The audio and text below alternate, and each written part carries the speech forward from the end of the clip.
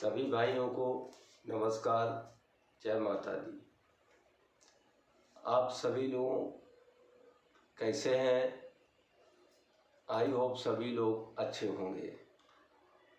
माता रानी के दिन चल रहे हैं, धीरे धीरे माता रानी समाप्ति की ओर दिन पहुंच रहे हैं। माता रानी के इन दिनों से हमें क्या सीख लेना चाहिए,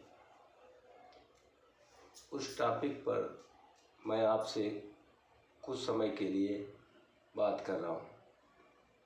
इसलिए आप लोग ध्यान से वीडियो को देखें और ध्यान से सुनें, क्योंकि ज्ञान पाने के लिए हमारा दिमाग एकाग्रचित होना चाहिए। ज्ञान तभी मिलता है।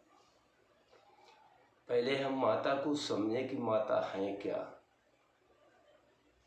माता हमारे जीवन में क्या कर सकती हैं, क्या हमारा बिगाड़ सकती हैं। दोनों चीज़ हमें पता होना चाहिए। हम जो कर रहे हैं क्या वो सही कर रहे हैं, और अगर सही नहीं कर रहे हैं तो क्यों कर रहे हैं। हम अगर किसी लालच में कर रहे हैं तो लालच क्यों कर रहे हैं। ये सब चीज़ें पॉइंट हैं, तो इस पे आप लोग ध्यान देने की ज़रूरत है कि माता हमेशा प्रेम से रहना सिखाती है। ये लाइफ, ये जीवन प्रेम का एक अनोखा देश है भारत, जहाँ पर समस्त संसार की विभिन्न विभिन्न प्रकार की समस्त शक्तियों का प्रदर्शन भारत।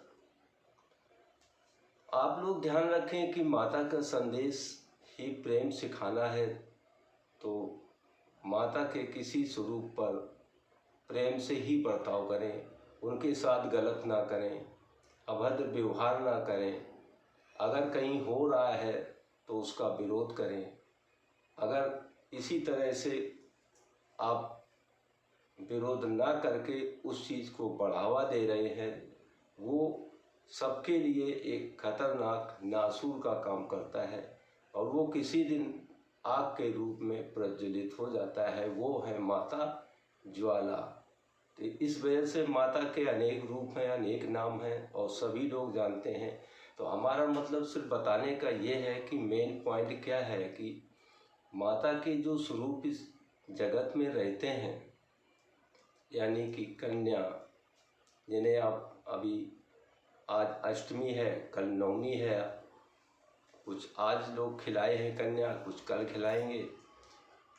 अब इन दिनों में हम कन्या खिला रहे हैं और उसको देवी का स्वरूप मान के उस कन्या को खिला रहे हैं, और जब ये माता का लास्ट दिन 9वें दिन हो जाएगा, दशहरा हो जाएगा, तो जो एक सोच होती है मानव के अंदर, वो बहुत गलत है कि माता के दिन तो अब ख़त्म हो गए। अब जिस कन्या को मैंने माता मान के पूजा, उसी कन्या के साथ गलत हो रहा है। हमारे इस भारत देश में बहुत बड़ी विडंबना है कि आज माता के उस स्वरूप पर आक्रमण हो रहा है। तो मैं नवदुर्गा होने के नाते मैंने सोचा आप लोग सभी लोगों से एक बार संपर्क किया जाए। मैं भी कुछ आपको बताना चाहता हूँ, तो सावधान। और ज्वाला महाज्वाला जिस दिन बन जाएगी तो फिर समझ लो कि वो क्या कर सकती है। इसलिए प्रेम से रहें, प्रेम से सभी से बर्ताव करें, माता की पूजा करें, माता की सेवा करें। हर घर में माता बहन होती हैं, वही तो माता के स्वरूप हैं। अब वो महाशक्ति जिसे आप पूज रहे हैं, उसको देखना इतना साधारण तो है नहीं कि आप नवदुर्गा व्रत रह रहे, इसके बाद माता जी आपको दर्शन ही दे दें। वो आदि शक्ति है, उस आदि शक्ति को समझो। वो आदि शक्ति आई कहाँ से है? भगवान भोलेनाथ के द्वारा सभी को पता है, अर्धनागेश्वर, उन्हीं के द्वारा एक माता का स्वरूप प्रकट किया। वो जब भोलेनाथ का वो माता का स्वरूप है, और उस आदि शक्ति को पाना इतना साधारण नहीं है। पाने वाले सब कुछ पा लेते हैं, पाने वालों की कमी नहीं है, लेकिन जो पा लेते हैं वो बहुत कुछ हो जाते हैं वो आपसे हो सकता है कि सामने भी ना आ पाए, क्योंकि वो माता का स्वरूप ही ऐसा है। एक बार जो दर्शन जिसको हो गए, समझो वो इस दुनिया से गया।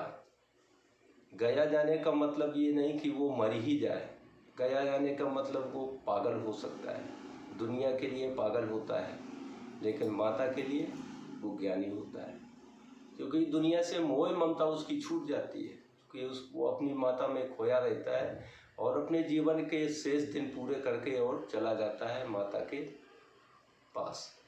तो कहने का मतलब ये है कि अगर वास्तविकता हम माता रानी को मानते हैं, वास्तव में मैं चाहता हूँ कि माता रानी हमारे ऊपर कृपा करती रहें, तो माता रानी के स्वरूप पर विशेष ध्यान दें, अन्याय ना करें, ना होने दें। बस यही हमारा संदेश आज शुरुआत माता रानी के दिनों से। जय माता दी दोस्तों, जय माता दी।